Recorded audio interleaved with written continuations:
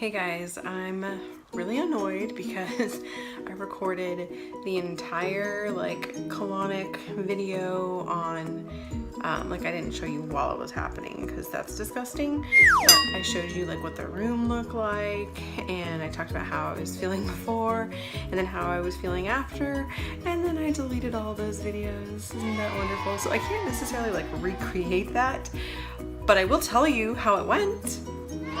Okay, so the first thing I want to tell you is that I have actually done colonics before. The reason I like doing colonics, and I don't like doing them by the way, but the reason that I do them is because I am constantly wanting to detox my system, and so I do all sorts of things to help with the detoxification. That's a tongue twister.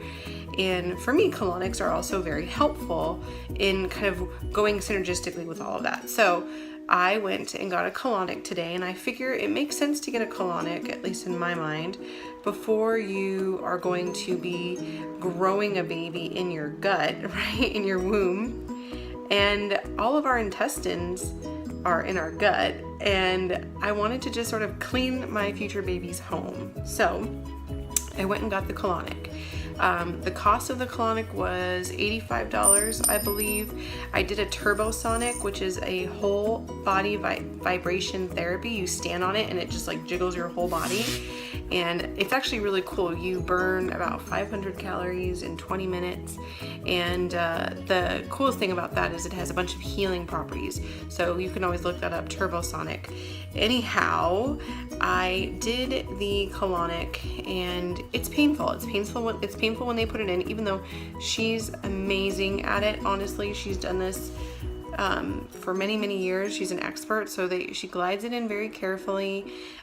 She uses coconut oil as a lubricant to help it glide in, and then they fill you up with water, and then they release the water, and so many air bubbles, and obviously what else came out.